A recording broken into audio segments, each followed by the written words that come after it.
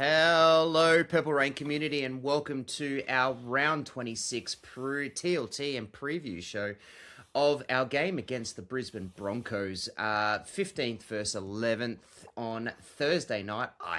I'm sorry, Aaron, but I got to say, I really hate, as a fan, the Thursday night games. I like watching other teams play, but I don't like our own team on a Thursday night. But we'll play at 7:50. It's at Broncos Stadium, Suncorp Stadium. Aaron, welcome back. How are you, mate?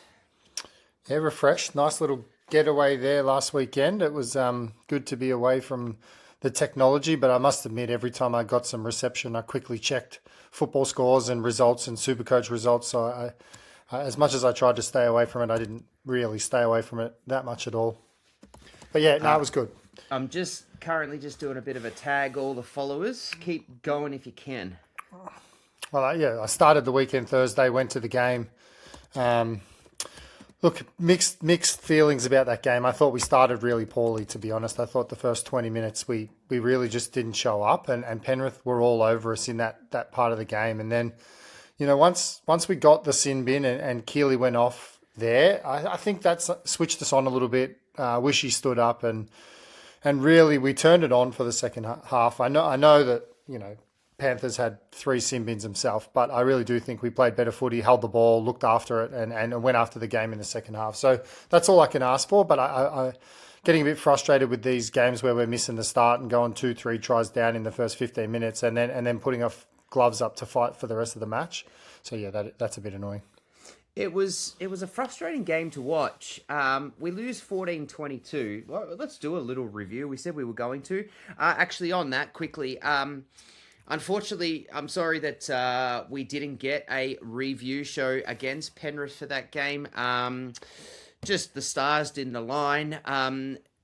Aaron, we couldn't get... You were at the game on Thursday night and then went away very early Friday. I went to work on Friday morning, and then we teed up James, but just unfortunately, just some life things popped up and we couldn't get a podcast going, and it just is what it is. But so we do apologize. So we might spend a little bit of time on this one, 5 minutes or so, just talking about the game quickly. Get in there and let us know about last week. We don't want to dwell on it. We know it was a good 5 days ago, but let's do it a little bit of justice because we didn't play that bad. But first of all, I'd just like to thank Con and his team at Freedom Finance. G'day, Sean. Absolute champions. Get some money in your bank. Give him a shout out. Go and get onto him for anything for your mortgage needs.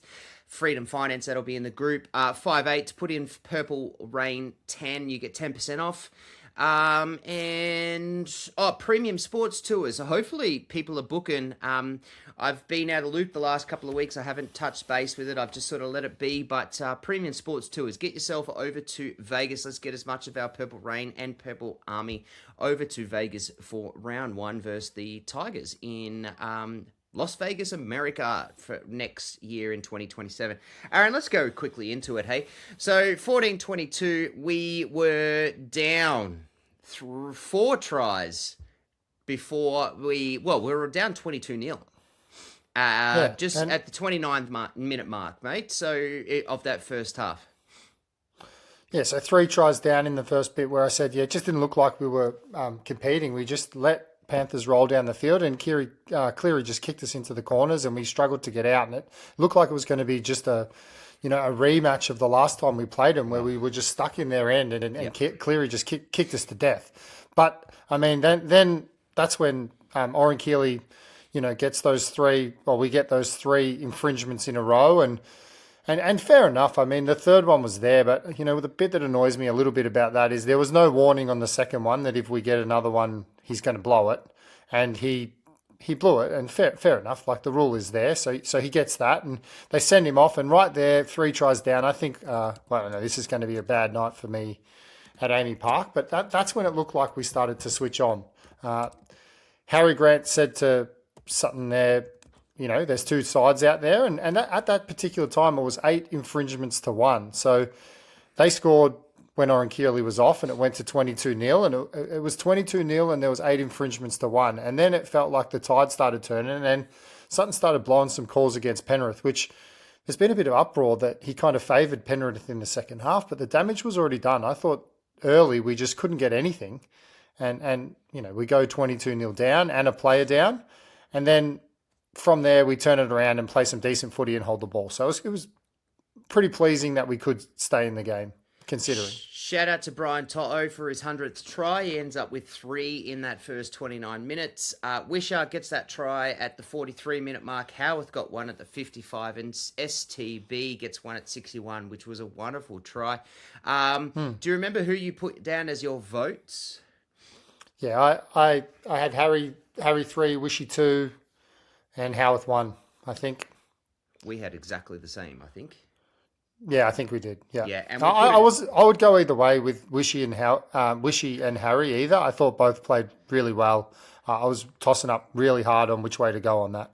And I know I know that Jess came out and said that Harry's stats weren't like eye-boggling or player of the match type thing, but with that type of game and the way that was played, the stats kind of tell a bit of a lie here. Harry Grant's influence and what he did was just immense.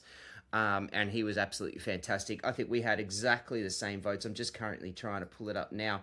The community went Wishart 3, Grant 2, Liero 1. Aaron, you had Grant 3, Wishart 2, Howarth 1. Actually, we both had exactly the same, which puts the overall votes, Sewer with 33. Warbrick 15, Harry Grant with 13, Cooper Clark with 12, and Stefano with 11. And that just gives me a little bit of a prompt to say, I just wanted to give Danielle a bit of a shout out and say thank you. We got an awesome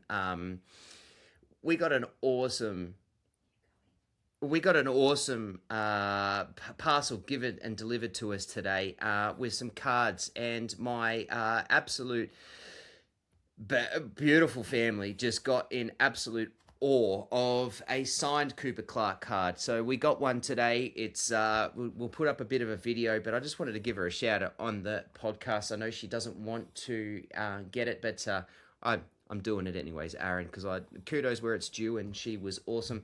And we're very privileged to be able to have that connection to be able to do that. Let's go into our talking points for this podcast before we get into TLT. So it is... I might start with the Jai Arrow captain. I was going to bring it up just as a bit of a... surprise, Aaron, because I wanted to try and get it, but you come through with your notes. Jai Arrow has been named at 13 for the Rabbits on this weekend's round. It's a special one-off NRL exemption. How awesome is this, man? Yeah, no, I think this is something that all NRL fans can get around with everything that's gone on with Jai this year. He needs 2 games to complete his 100 games for the Souths, and the Souths really want to see him get that because they think he deserves it. So he'll bring up his 180th game in total in the NRL, and it'll be his 100th game for the Souths. He'll get on for the first 5 seconds, and they'll take him straight off. And the South said they want to do it whilst he can still run because they know that ultimately it's coming where he won't be able to. So this is a good moment, and I hope he gets out there and enjoys his last couple of times he'll be out there because he's facing an uphill battle for the next few years. It's a beautiful position that the NRL has allowed themselves to get into, and I'm such a big fan of that. He'll be in full kit, as you've said, and he will lead the team onto the field for their remaining games against the Titans and the Roosters. So I really love that. It's a free sub too, so he's going to get on there, he's going to get the first run, and then that's basically all he's going to get. He won't go anywhere near it, and then they'll sub him off. So I think that's awesome. Let's get into some Storm talking points, and the big one was yesterday. EQT purchase has popped up. Aaron, you've put a bit of work into this one. There's a piece about to come out that we're going to put together and post pretty soon. So EQT came back in. I was trying to let you back in and do all sorts of things and trying to talk at the same time. I'm not very good at doing 2 things at once. EQT has purchased the Storm. They've purchased a pretty big stake. Aaron, you've put together a piece. It's coming out together probably tomorrow, I think, or at least the next couple of days. Let's explain from an organisation sense first, and then we'll do a fan sense. So, Aaron, talk about what you've written up in your article. Yeah, so there's been a lot of talk about the EQT thing, and what this is ultimately going to mean for A, the club, and B, the fans. And I think it's very important to differentiate the two because whilst there's $150 million coming into the club in some form, that doesn't necessarily mean that Matt Tripp, Jerry Ryan, and the boys, they are going to take away $150 million and pocket it, because that's just not what's going on here. The owners have gone out and they've looked for someone who's got a good business acumen and the want and the desire to grow the club. So they can bring in these guys who are, I think they've got $15.6 billion raised in the Asian market.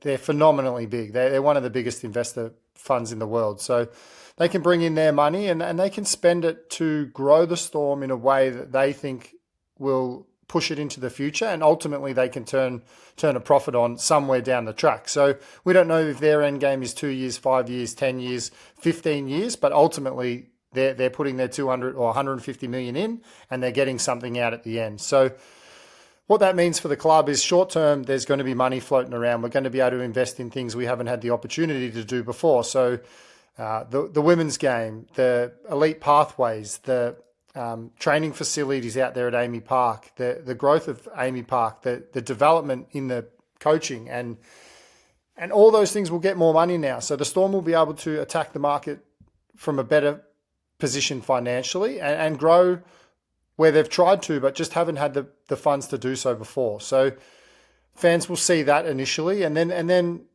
they'll think, okay, well, if they're in there to make money, how is that going to affect the fans? Are the fans going to be the ones that ultimately end up paying more money for this experience? And what will that mean for a fan's bottom dollar, really, is how else put it in the article. So, look, I mean, there's plenty to this article I've wrote. It's really hard for me to actually fit it all in one nice little article because there's so much there. So I'm just trying to put it together. But yeah, in the next couple of days, we'll get it out there. And it's a really interesting read to see it from a couple of different sides of the story. Drake, I hope this does. I just put it up before, but I hope this does fast track a women's team because I'm very big fan of NRLW and what they do and how they go about things. So I hope it does give us a market share in that. That's only going to help grow the game even further as well. But we'll see. With the girls playing now in that Lisa Fiola Cup, I think the Storm have put their foot forward to say that we're growing that pathway now, and we're really getting the girls in there at an early age to start that elite pathway to elite football. And I mean, you can't just throw them in there year one without that backing and without that lead up, because they unfortunately they just wouldn't be competitive in a game that's already been going for a few years. So I think in the next couple of years, maybe not next year, but maybe the year after, I think Storm will be very close to getting that women's team up and going. Yeah, you don't want to be playing the Broncos or the Roosters at the moment in the NRLW. Those two teams are immense. So, as an organisation, what do you see it as much of money going into facilities and people power, or where do you see that money going? Yeah, look, I think like they've been talking about building the Gosh's Paddock side into a training facility there, an elite training facility. I think a lot of money will go into investing into that building, and that'll grow into. Then we can like other teams use those facilities, like Melbourne Demons use them a little bit. Melbourne Victory uses them a little bit. We can start making money off the facilities that we now own. Like the Storm owns it as an entity, so we can start making money off it that way.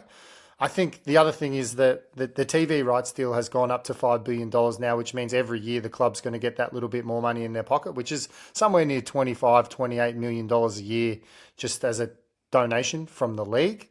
So that's exciting as another way we can start earning money. But yeah, I really think the idea is to get growth in the Victorian market and to grow to 30,000 people and at every home game, and then develop that stadium into a bigger stadium. I mean, we had 4 sellout games this year at Amy Park, which is not a bad effort. It's great, but I mean, if we're going to get Amy Park redeveloped into that 40,000 seat stadium, I think we'd need to push our average home attendance up over the 26,000 mark, or it just won't happen. Yeah. 150 mil won't get us a brand new stadium, Drake. No, we won't pay for that. I mean, it'll be government. They'll that's what we're chuck hoping in for. Yeah. Yeah. And EQT buying that only helps to push that agenda and that cause for us to get a new stadium or get our own, and go from there. As a fan, you're not 100% sure what that'll affect and how that goes. I think I've read that it won't make too much difference at all as a fan in terms of costs or anything like that. Well, they're not stupid. I mean, Matt Tripp said he's staying around, and Jerry Ryan's, they're staying around. So, like, they know that they can't put this all on the Storm and then expect to keep growing. I mean, they've got a model here that works, and like, yeah, sure, everything is going up a little bit. Like, that's across the board. Anything you buy at the moment has slowly been increasing in price. That's just a given with the lay of the land at the moment. But I don't see massive changes. I can't see them. I think there might be more premium experiences there. There might be opportunities for people to spend more money if they want to spend more money, and they can get more involved in the club if they can. But I think your entry level and your normal memberships there will stay pretty standard. There we go. Stay tuned for that article that's just getting finished off. Next talking point is the kickoff rule. So the Storm versus the Broncos, the reigning grand finalists, are both neither in finals, and so the NRL has asked for permission to trial the new kickoff rule. I've been looking at in Facebook for the last couple of hours trying to read all the comments. There's not a lot of happy people, but let's talk about it. So basically this Thursday it's a trial process, so I'm going to explain a bit of the rule and give some of our opinions. So the first part of it is that if you are a team on defence and you concede a try, you get the option as to whether you get to kick off or receive the kick off. So traditionally, and the way that we've been playing this game is that if you concede a try, you kick it back to them and kick it off. Aaron, before I give my thoughts, what's yours? And let's go with this. I don't like it at all, to be honest. I just think it changes the fabric of the game. And when a team starts to get on a roll, they can build momentum and they can keep running the ball hard and running over the opposition team. And I completely understand that the NRL want to stop that momentum, or at least give an option to try and stop that momentum a different way. But I think if you want to do that, you just pull the six again back a little bit and you go back to the football we used to play where defense was a little bit, easier, and you would have the same result. But because they want to play fast footy, they bring this in. And for me, if, like, say I score a try on you, Trav, and then it's like, okay, you say to me, oh, well, you kick me the ball. If I get a good kickoff and I put you down inside your goal and I run up and I meet you at the 10-metre line, you're now pinned back on your 10-metre line and you make an error right there. Then suddenly it's like we've scored straight away off the next thing. Momentum might actually go the other way if a team's so dominant. Like, I don't think this is a clear-cut way to change momentum. And I do think the other way around, I think, mate, if you want to make me kick off and I just scored, I'm just going to kick it short and I'm going to attack that short kick off and I'm potentially going to get it back 50% of the time as well. So I don't know. I think this could end not the way they want it to.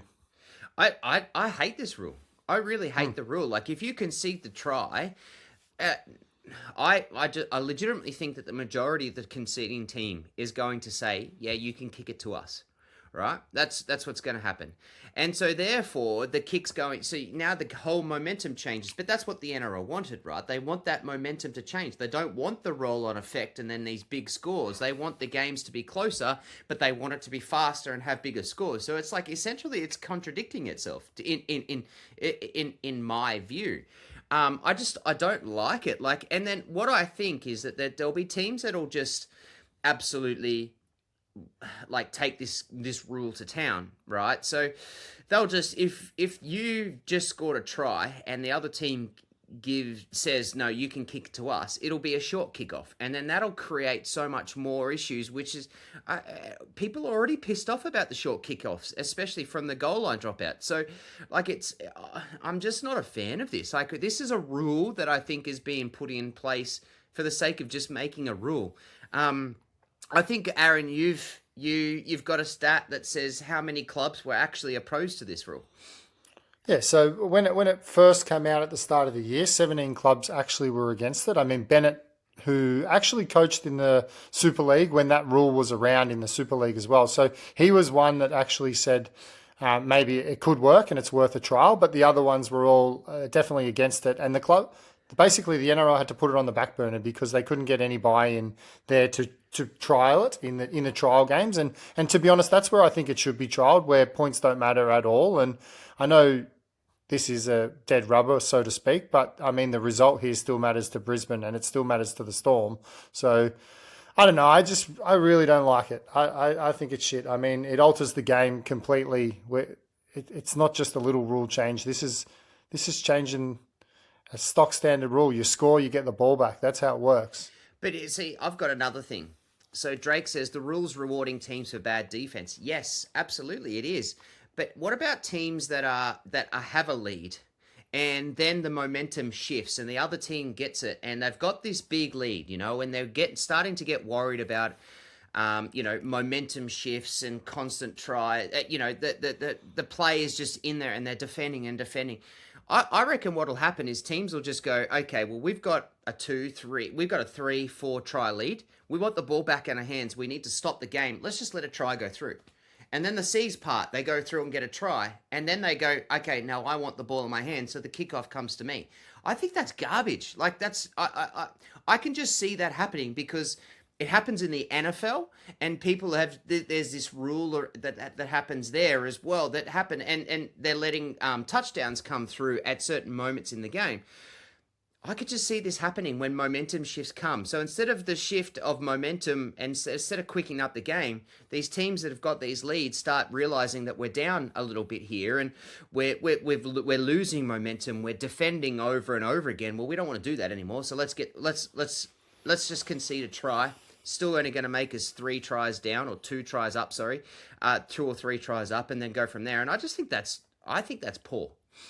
If teams are so against this rule, and this is a message that got sent to our page today, if teams are so against this rule, Melbourne and Broncos, every time someone scores the try, they should just keep it as it is. And the NRL doesn't even get a look at what's going on because they're against the rule and they don't want it to change. So if that's what the coaches truly believe, if you score a try, you let them kick it off to you. Simple as that. It's you just don't change it, and then they don't get a look at it.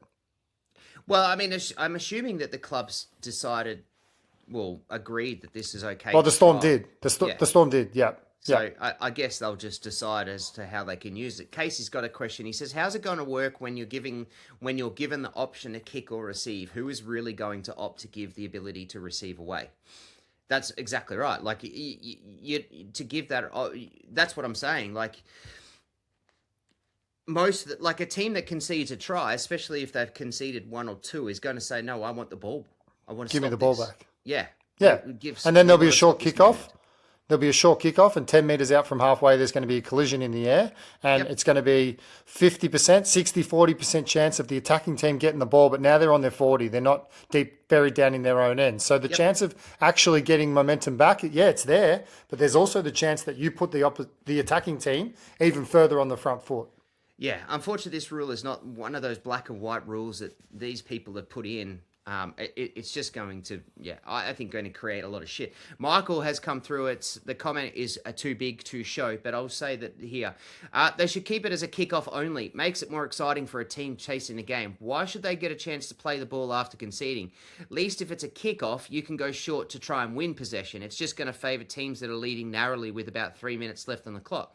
They can 100% be guaranteed to regain possession and hold on to the ball for a set restart and win the game. There you go. So it's kind of like what we're saying. And then Christine has come through and said, isn't this going to slow the game even more? When is this decision made, and how will the players get into place? It will happen before the conversion. There's plenty of time. There's 90 seconds there where the game stops, or technically stops, for 90 seconds. So there's a chance there to get it done. Exactly. Oh, well, we'll see how it goes. Let's play it with an open mind. There's a couple of other things I want to quickly talk about. So Tui has a medical retirement. There's a lot about this. we are going to do a big end of season show. We're going to say goodbye to a lot of players. We're going to talk a little bit more about it. But unfortunately, Tui Kamikamica has a medical retirement. I watched his video the other day on the day that Warbrick got his letter, and that was a heart-wrenching video. But, mate, is there anything quickly you want to talk about with Tui? I mean, like, he had the stroke. We all know he had the stroke, and then ultimately they found a hole in his heart. So, but what happens is if another stroke goes through that little hole in the heart, it'll end up in his head again, and doctors advised him from coming back and playing. So as much as he wanted to be there and he wanted to play, there was a genuine risk that it could happen again, and next time he might not be so lucky. So it is what it is, and as Trav said, we'll go into it later, but unfortunately, a good man's had to end his career. Yes, we are not breezing past it. It's just that we will do a big end of season review of everything, and that'll be something on there. But it has been recent news, so I wanted to pull it up. The Tui Kamikamica Bowl. There was a post that we put out today, Aaron. Yeah, no, that's so what the Storm have done. It's just an initiative with our juniors and the Fijian junior side there. We'll go over to Fiji and we'll play a game against them every year where our best juniors can come up against some local Fijian juniors and have a game there named in Tui's honour. He's the Fijian captain at the moment. He's played for Fiji for 23 times. He's put his heart and sleeve into promoting the game over in Fiji. He actually brought the first NRL game over to Fiji. So this is a great initiative and something that Tui should be proud of. I think there's a quote there that Tui said, "It's an honour for me and my family to have a name attached to the bowl games between the Silktails and the Storm this week and for all future games." So he's proud of that. It is Saturday, the 29th of August at 9 a.m. Australian Eastern Standard Time. Let's go through to... okay, so obviously there was a big post we put out, and obviously the Storm have done a YouTube video for it, the Will Warbrick interview, which was a letter from his family. We've done a bit of a snapshot of it. I highly suggest you go watch it. It is a good video. It's got a lovely message to it. Anything you want to add to that? Again, Warbrick will get a very big reception as he leaves at the end of the season from us when we do our final show. Look, if you haven't seen it, basically it's Warbrick just saying how much he enjoyed his time at the club and the opportunity the club gave him to become who he is, and ultimately the decision was there to for his family, and his family was the one who wrote that letter to him, that he read it out, and he said that was the major reason why he wants to head back home. And how can you begrudge a man who's got a girlfriend and about to raise a family and taking him back to the motherland? So credit to him and all the best when he goes over there. I really think he's scratching the surface now. I think he's just realised that he's a genuine bona fide NRL winger. We've seen in that Roosters game this year when he attacked the ball, he's unstoppable. So I think he can go to another level at New Zealand, and I think they've got a good one there. Jen, I like this comment. Someone Powell should have another read of the Emperor's New Suit. I always use this before making any of my decisions. And yeah, good call. Trav says that Dominic has come onto my podcast. Oh, g'day, Dom. And he says, I'm on the clock. Okay, well, I'll read through this. I'm on the clock in one of our draft leagues, but you have to wait for me for a couple of minutes. Dom, sorry, mate, but thanks for joining in, eh? I don't even think he's a Storm fan. I think he's a Knights fan. I think he's just desperate to get his draft in. This is how good his live shows. All right, let's go with the game Thursday. Let's get into TLT. So we've got a 7:50 game. We play the Broncos. It's at Suncorp Stadium. I'll start with the Broncos. Hayes Perham is named at 1 again. Karapani and Grant Anderson on the wing, with Staggs and Mariner in the centres. In the halves, it's Ezra Mam and Ben Hunt. Forwards, it's Xavier Willison and Payne Haas, with Billy Walters in the middle at hooker. Jaden Hunt and Jordan Ricky in the edges, with Patrick Carrigan as captain at the lock. Running at the bench, it's Blake Moser, Orblix Torha, Jack Guzevsky, Va'e Semu, Thomas Duffy, and Gemet Shibasaki. For the Storm, we've got Sewer at fullback, STB on the wing, with Moses Leo on the other wing. Tyron Wishart comes in for Jack Howarth, who is out. I haven't had a chance to find out whether that's an injury or what happened there, but Tyron Wishart is into the centres, with Nick Meaney in the other centre. Cam Munster at 5'8" with Jerome Hughes. Big doozy is back to finish the year off at halfback, which is fantastic to see. Stefano and King in the props with Harry Grant in the middle there at hooker. Blore and Keeley get the start at edges and Liero as lock. Tolau, McDonald, Hetherington, Cooper Clark, Hinchy, and our man, as my daughter likes to call him, the goggle man, because she loves him, Marion Seve at 19. Aaron, what's your thoughts, man? Have a chat so that I can sort out Dominic and his so I'm not on the clock anymore. No, you do that. Look, with the Howarth one, you said you're not sure what's happened there, and look, I took a couple of notes. And what's happened is the Storm have sent him in for surgery now. He's got a niggling shoulder injury that's been hampering for a lot of this year. In round 7, 2025, he dislocated his shoulder, and that's pretty much where it started. And in round 7, the Storm decided to go rehab rather than surgery because they wanted him there for the back end. Because in 2025, the Storm genuinely thought they were the favourites and rightfully so. That was our year to win it. So they rehabbed him rather than gave him surgery there. And throughout 2026, he's had a couple of little niggles there and hasn't been able to get it right. And now with, a dead rubber or whatever you want to call it, they've pulled the pin and just said, get the surgery done now. And that gives him more time for rehab and gets him back for a solid preseason, because last year when the Storm went to preseason, we had a lot of players that couldn't do the full preseason. And look how we started. I mean, the Storm's renowned for everyone being there and everyone doing the preseason in full. So I think it's a smart move from the Storm. We've got nothing to gain by playing him. So Howarth out, and you put Wishy there into the centres. Now, my other notes on Wishart is he's on 98 games for the Storm. So when you get 100 games for the Storm, you get your name on your locker, and you're forever etched in Storm history in their locker room there. So anyone saying play the kids and don't play the players that won't be there next year, you just need to understand that this club's 2 games away from putting someone else's name up on the locker, and there's only 2 games left. So wish he's playing both games. You can guarantee that he's not going to miss out. But I don't think he'll start at centre. I think you'll see... I personally think you'll see Seve come on and play at centre, because he's another fan favourite of Bellamy, and he's gone through the ringer. Seve... a long time ago now, had stage 3 testicular cancer. He fought that. He beat that. He made it into first grade. He split his ear open in 2020. He ruptured his ACL shortly after that. He fractured his jaw in 2023, season-ending ankle injury in 2024. And in 2025, he lacerated his eyeball and nearly went blind.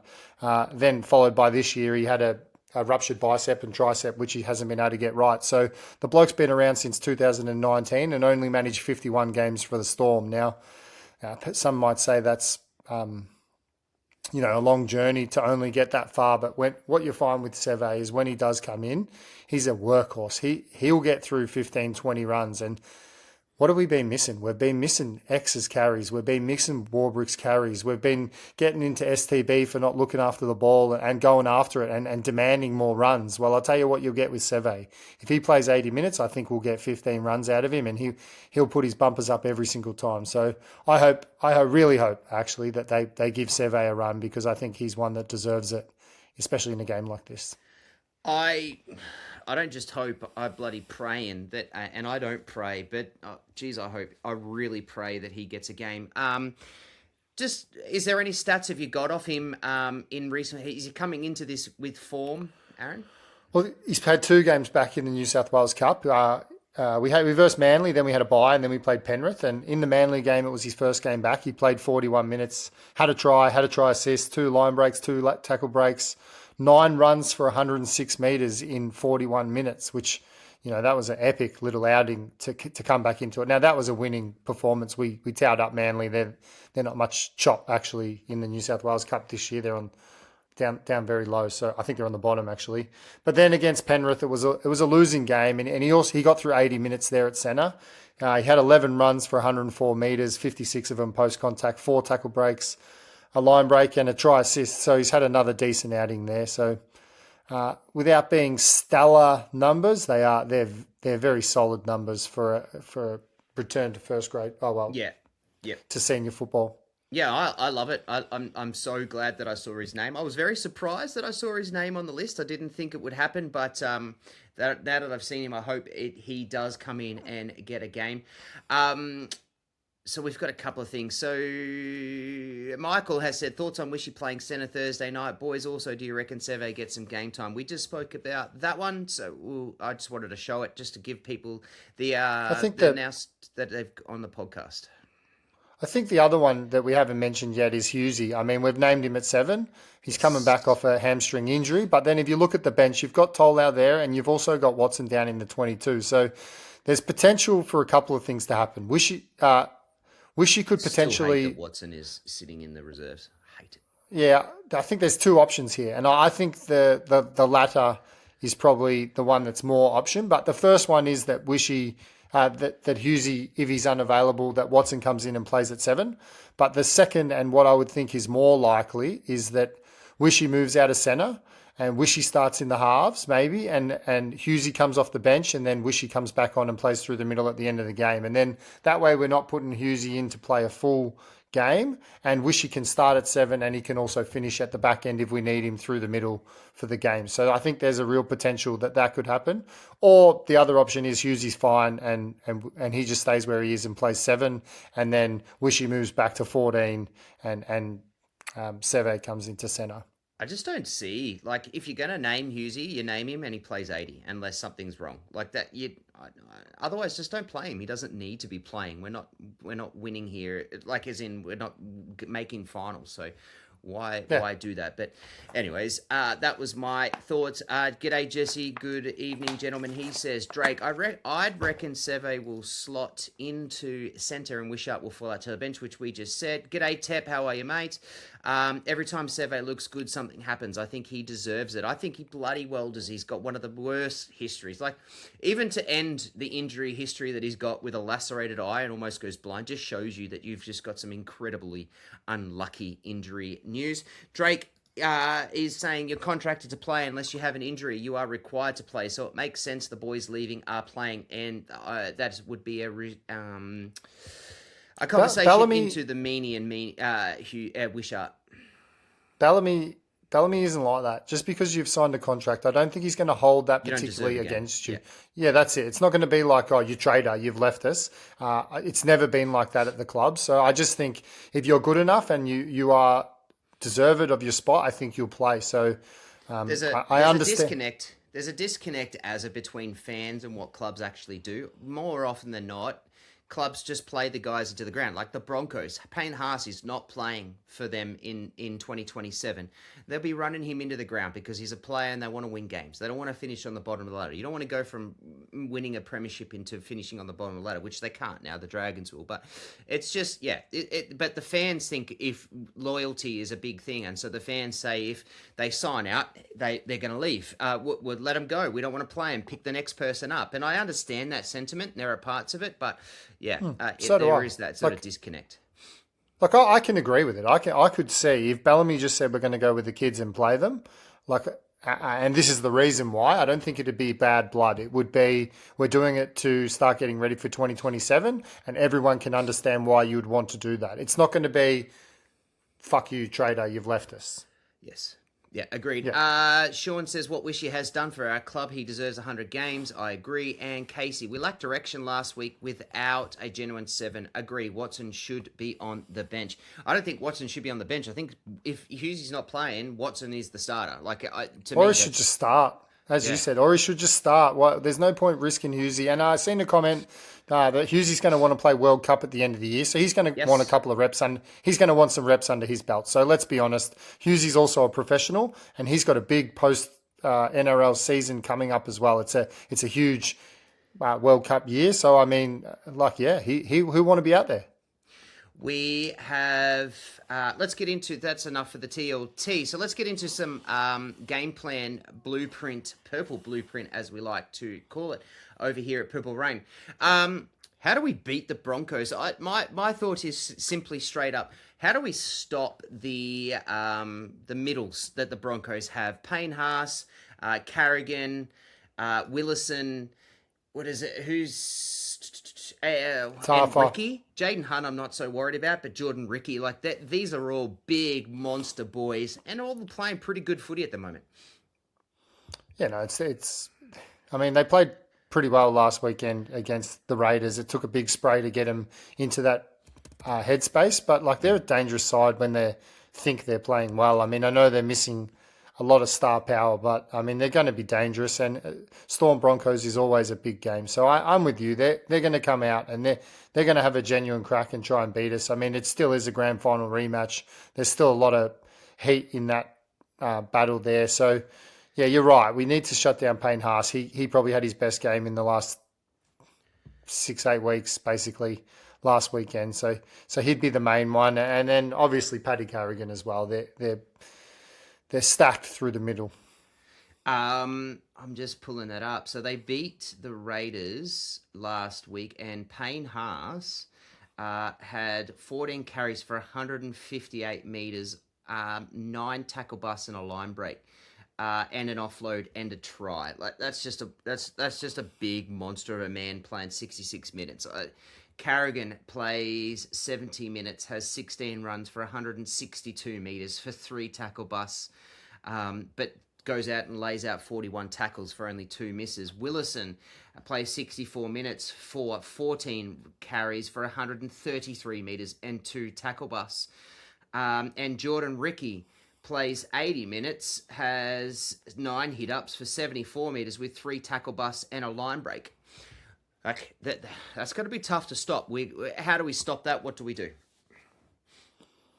Look, we can't do what we did last week, and that's the very first set Penrith ran at us. They just marched up the field. We didn't get off our line. Our line speed was non-existent, and the big boys just make meters at will. And that first kick put us down buried in our own end, and we struggled to get out of there for 15, 20 minutes because we just didn't show up with the right attitude. Now, it happened against Manly. They scored early points against us, and we had to come back and fight it back. It happened last week against the Panthers. Same thing happened. And then when we do turn it round, we play great footy. So for me, I think it's about getting out of the sheds early. I mean, I would prefer to receive on the kickoff, and I'd prefer to run the ball first and try and get down our end, because the 2 times we've had to defend on the first set, we just haven't showed up. It's been disappointing.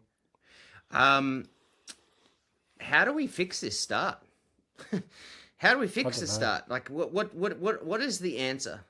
If we're in Craig Bellamy's shoes, because I know that Craig Bellamy's pulling his hair out because he keeps saying it in his press conferences. But let's analyze this, and community that's sitting in there. There's a few of you watching at the moment. Tell us, like, how do we fix these quick starts? Oh, these poor slow starts. Like, there's a lot of people saying that Panthers put the queue in the rack. Now, I tend to, like, don't get me wrong, I think they had us covered. They were 22-0 up, and they did put the queue in the rack. But, like, then we scored, and when we scored again, and it was 22-12 and then 22-14, I genuinely think they were worried. I mean, when Harry scored that try, and I get it, that by the letter of the law, that is not a try. So I can wear that it's not a try. But when Harry scored that, I guarantee they shit himself. They thought we're going to get him. Yeah. And fair enough, like, they're going to call it. And yes, Toho's hand was there. And yes, Harry did bob it a little bit. So I'm not complaining. But why does it take us to get that feeling of we can play with the big fellas? Why do we have to get that before we turn on? We just don't have it early. I don't know if it's confidence. I don't know if it's what it is. But yeah, we really have to build our way into games at the moment. Do you tend to find Stefano has a better second stint than first stint, more on average? Yeah, probably. Yeah, I certainly do too. I've got some interesting stats for you just to let you know, and I guess this probably tells you the story of why the Broncos are 15th and we're 11th, but we average 14 more runs than they do for a total of 1,014 more meters. 114 more meters than them in a game. We have more than... what do we got? 31 more line breaks than they have this year. I think that's the sewer effect. And we average... Absolutely. We average... Oh, no, that's annoying. My internet's just stopped. But we actually have 105 more offloads than they have this year. statistically, we're actually doing a really good job comparing ourselves to the Broncos. Yeah, I mean, they're going to come out with this game, and it's going to be Ben Hunt, and Ezra. And when it got to the grand final last year, it was Ben Hunt and Ezra that done all the damage, or a lot of the damage, in the second half. Once that change had to happen, once Ren went down, so they're going to carry a little bit of confidence from that, because not the most recent memory, but the most recent memory playing the Storm with that halves pairing, they had a really good outing. So I think they're going to go in a bit of confidence there. On the other hand, though, I just think I think we should put this game away. Broncos have only won 2 home games this year. They've struggled in front of their home crowd, and I know they'll want to put a performance on for them, but we tend to go up to Suncorp and really relish the moment of playing in front of such a epic stadium. Half our team play at Suncorp once a year at least, just for Origin. So I love that. I think we do love that Suncorp. It's our home away from home. Drake says line speed. We spoke about that. I agree. Sean, you said work harder. We've been saying that all year. It's just hard to work harder when you're not 100% sure where to work harder with.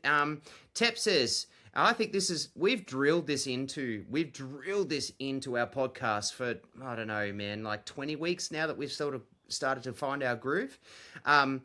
Tep says complete high and number up in the middle. We need Stefano to go after Haas.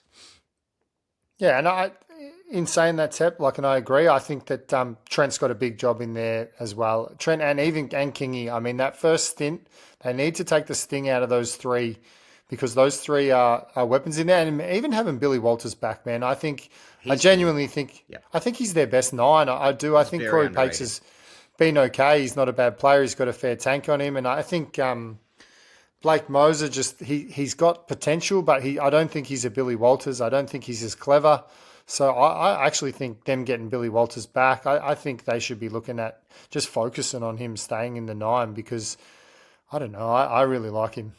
Yeah, I as I said, Billy Walters is definitely underrated, and I reckon his dad was the worst thing for him, because the second his dad left, he started playing much better. I do rate Billy Walters. We've got, so Drake comes through and says, start fast by spreading the ball. Stop the one-ups that we keep doing and never get anywhere. Spread the ball early, then attack up the middle with ruck speed, in his opinion. The call before to get Marion Seve in, I think, is a big one. I think we've got to get out of our back end. I think last week we really struggled. I think we need Moses to come in and ask for the ball more. I personally would like to see Seve there so he can take a few runs deep out of our own end. And then I think we really need to use the back row. Keeley and Blore actually need to get back and take some of those number 1 and number 2 hit-ups, because if we keep making the forwards get all the way back there, they're gassed. And if they're gassed running back, trying to take the early runs in the sets buried in our own end, they're not as effective on the forward end of the field. So I think we need to get back to that old back 5, making 500, 600, 700 meters. And if we can do that, we put ourselves into a good position. Best says, good evening, team of the year. Thank you very much, mate. I appreciate that. And Tep says, maybe expansive footy is the answer. Shifting early and turning their pack around. You know what, Aaron? When I read this, I was like, yes. One thing that I've really liked recently, particularly since these young fellas have started to come in, is a bit of that chaotic footy, but chaotic smart footy. Just be free and play. I've really, really enjoyed us much better. Like even then against Penrith last week, we played off the cuff. We read the game. We played what the Panthers gave us, and we did that. Like I think that's a really good move for us, especially with some of the guys that we've got in our list. Yeah, last week against Penrith, I really seen we were kicking the ball and we were just kicking it out. We weren't kicking it to To'o, and we weren't kicking it to Jenkins in the hands of the player. Yep. We were trying to kick it over the sideline and then get back up and set our defensive line, not to give Penrith that run, and it did. It made their forwards turn around and it made them run back to get back on side. So yeah, I think it's not a bad call, and I think Perham at the back there, we know he's deadly. He's got a lot of attacking upside, but we can put him under a lot of pressure this week. The rookie fullbacks are ones you want to go after. We've 100% missed Coates this year for those first runs, and definitely Warbrick as well. Once he went out, once we lost that changed our entire game plan that we were unable to manage. Aaron, have you got anything you just want to talk about? Not really. Not really. For me, this game, again, we're at a point in the year now where results don't mean everything to me. Like they don't.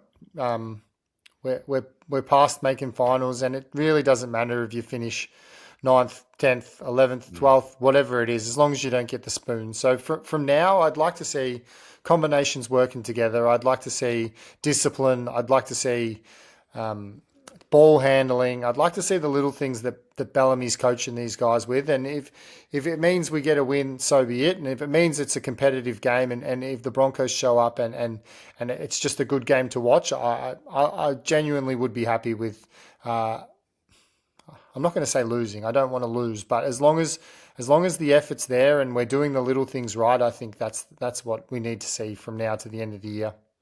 Couldn't agree more. Only got 2 more games. What have we got? Thursday this week, and then we have the very last game on the last round, which is the Sunday, isn't it? So that's our last 2 games. Let's get around the boys. Let's really support. As always, if you've got any questions, quickly get them in here now so that we can go and talk about them. But otherwise, just quickly while we wait, I've got a question for you that I've just started to think about. And see if anyone comes in with some questions. How do we use this trial kickoff to our own advantage? Is there a hack to this, Aaron, that we can make the most of? Because we are renowned for being a bit of understanding the rules and playing it and using them to our advantage. Is there anything that you can see just quickly off the cuff? Like, I mean, when you've got the kickoff, you've got the opportunity to go the short one. Like if you want to, you can do it anyway. So it's not, I don't see any advantage in that personally. I just think if there's I don't know, I just don't like the rule at all. I think it just brings in too many decisions which don't need to be made. So I don't think any team can actually make it work better for themselves. I think you can try and get the ball back and see if you can have a good run out of your own end. But you drop the ball on the first tackle there and you turn the ball back over inside your 10, and then the team that's already up your ass has just gone even further up there, and they've scored again on the one tackle after the first one. So I don't think so. I think that if anything, you might be able to throw the ball a bit and maybe create some opportunities from the backfield. But, I mean, you've always got that opportunity anyway. Do you think we'll start seeing, really hard, like dart kicks, grubber kicks from the kickoff? Like the Sewer try, that one? Yeah. Where he just dribbled the little one or you just mean at the sideline? Just like even just off the kickoff. Do you think we'll start seeing that trial of players just absolutely nailing the kickoff into somebody or really short and trying to run into it really through the middle? Oh, I mean, you could do that now as well. I mean, why couldn't you just bury it into someone's legs and hope it goes out? Like, it wouldn't be a bad play, but, I mean, you got to nail. It's got to be perfect. Yeah, well, these are professionals, highly paid. They're very good at what they do. They'll learn away. I think if you've just scored and they've let you kick off, so you've already got the momentum, you've just scored and you've got a kick off, I don't see the risk in putting up a risky kick. Like, it's like either way you were going to get it back at the 10-metre line or even buried in your own goal. Now you're going to get a chance to potentially do a short kick off 10 metres and catch it at your 40-metre line. That's the first option. Second option is to do what Sewer did there and just try and dribble one up to the 10-metre line, pick it up and keep running with it. So if that goes wrong, you've turned it over at the 40, which isn't the worst thing in the world. Or, as you said, drill it at someone's legs and see if you can get a deflection there and try and regather as well. And again, you're going to turn it over still inside your half. So, I don't know, there's lots of opportunities to try things that don't carry as much risk because you just put points on. Yeah, that's exactly right. Mate, it's we will be doing our live show on straight after the game, hey? Yeah, we'll do it Thursday night, yeah. We'll get the community in straight after the game. If you've got any questions, want to talk footy, that's what it is. We want that to be our fan-based community show. So you come in, you let us know, you ask the questions. It'll be late. You in. It'll be late, but I mean, it's our best opportunity this weekend to get it done. And sometimes when it's fresh, it's a bit more raw. We might not have watched the replay or whatever, but we do have a general feel of how the game was, and everyone can at least have their chat on how they're feeling post game. Yeah, that's exactly right. All right, mate, we're done. That's it for us. Get around us with all your likes, subscribes, follows. We are on a mission to getting 1,000 followers on YouTube. So if you've got a friend, you've got anyone that's listening, we want the subscribers. It's free. It doesn't do anything to you. You can even then just turn off the little flicker button that says when we're going live, and you don't have to watch, but we just want those 1,000 subscribers so we can get that out there. Vinny says, think you missed the podcast. Yeah, you did, but it'll come out later. And Tep says, check out the Tamari Martin Face to Face Boys. Was a good watch. Cheers, lads. He is back this week. Geez, those Wars are scary going into the finals. They are playing very well. Thanks, everybody. Thank you.